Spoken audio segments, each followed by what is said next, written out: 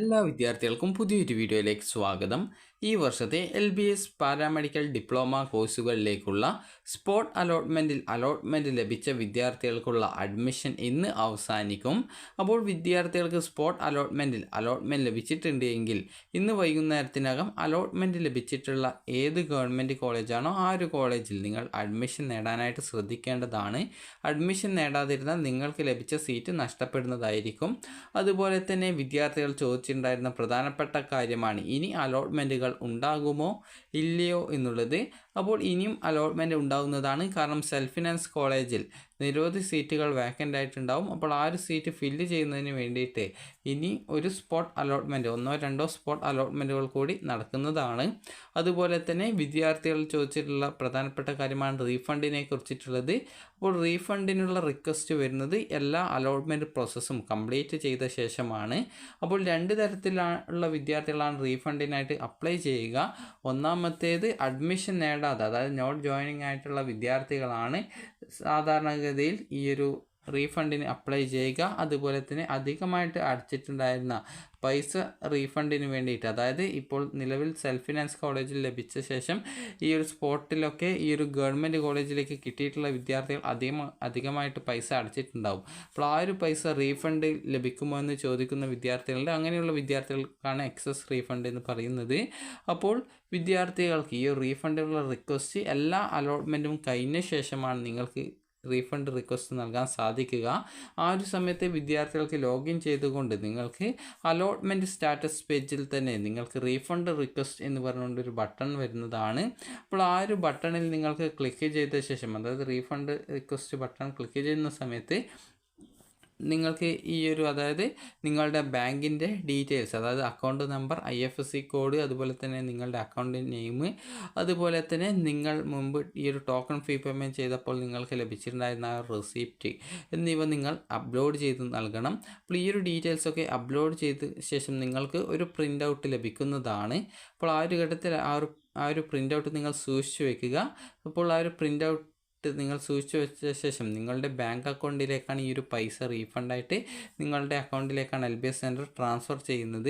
അതുപോലെ തന്നെ റീഫണ്ടിനായിട്ട് 2 റീസൺസ് ആണ് ഉണ്ടാവുക. ഒന്നാമത്തേത് നോട്ട് ജോയിനിങ്. അപ്പോൾ നോട്ട് ജോയിനിങ് ആയിട്ടുള്ള വിദ്യാർത്ഥികൾക്ക് നിങ്ങൾ നൽകിയിട്ടുള്ള എല്ലാ ഫീസും, അതായത് നോട്ട് ജോയിനിങ് ആയിട്ടുള്ള വിദ്യാർത്ഥികൾക്ക് നിങ്ങൾ നൽകിയിട്ടുള്ള എല്ലാ ഫീസും നിങ്ങൾക്ക് തിരിച്ച് ലഭിക്കുന്നതാണ്. അതായത് നിങ്ങൾ അടച്ചിട്ടുള്ള ടോക്കൺ ഫീ പേയ്മെൻറ്റ് തിരികെ റീഫണ്ടായിട്ട് നിങ്ങളുടെ ബാങ്ക് അക്കൗണ്ടിലേക്ക് വരുന്നതാണ്. അതുപോലെ തന്നെ രണ്ടാമത്തെ റീസണാണ് എക്സസ് റീഫണ്ട്.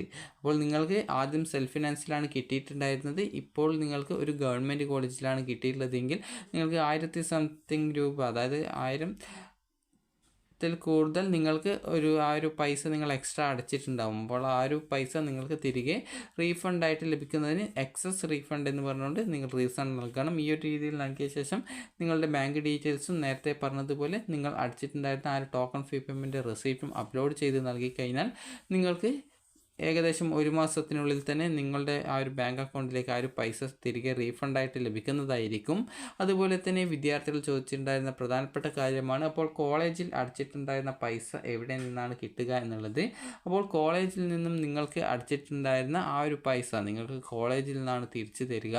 കാരണം ചില വിദ്യാർത്ഥികളെങ്കിലും ചോദിക്കുന്ന കാര്യമാണ്, ഇപ്പോൾ സെൽഫ് ഫിനാൻസിൽ അഡ്മിഷൻ ലഭിച്ചു, അഡ്മിഷൻ എടുത്തു, അപ്പോൾ ആ ഒരു സമയത്ത് നിങ്ങൾ ഏകദേശം 25,000 രൂപ അടച്ചിട്ടുണ്ട്, അല്ലെങ്കിൽ 40,000 രൂപ അടച്ചിട്ടുണ്ട്.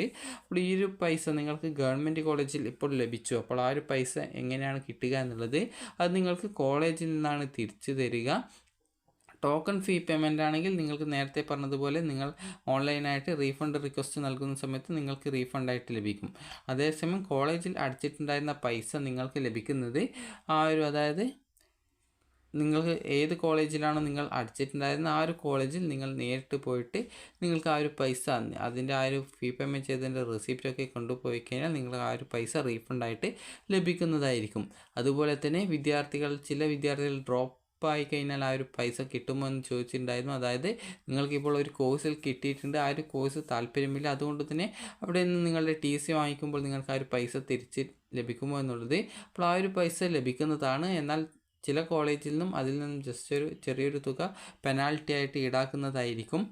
അപ്പോൾ അതുകൊണ്ട് തന്നെ വിദ്യാർത്ഥികൾ നിങ്ങൾക്ക് ആ ഒരു കോളേജിൽ നിന്നും എത്ര പൈസ റീഫണ്ടായിട്ട് കിട്ടുമെന്നുള്ളത് നിങ്ങൾ കോളേജിൽ അന്വേഷിക്കുക. അപ്പോൾ ഈ ഒരു അലോട്ട്മെൻറ്റ് പ്രോസസ്സ് കംപ്ലീറ്റ് ചെയ്യുന്നതിന് മുമ്പ് നിങ്ങൾക്ക് ഈ ഒരു രീതിയിൽ നിങ്ങൾ ഡ്രോപ്പ് ചെയ്യുകയാണെങ്കിൽ നിങ്ങൾക്ക് ആ ഒരു പൈസ നിങ്ങൾ അടച്ചിട്ടുള്ള ഭൂരിഭാഗം പൈസ നിങ്ങൾക്ക് തിരികെ ലഭിക്കുന്നതായിരിക്കും. അപ്പോൾ വിദ്യാർത്ഥികൾക്ക് ഈ ഒരു വീഡിയോ ഉപകാരപ്രദമായിട്ടുണ്ടെങ്കിൽ ലൈക്ക് ചെയ്യുക, ഷെയർ ചെയ്യുക. Thank you for watching.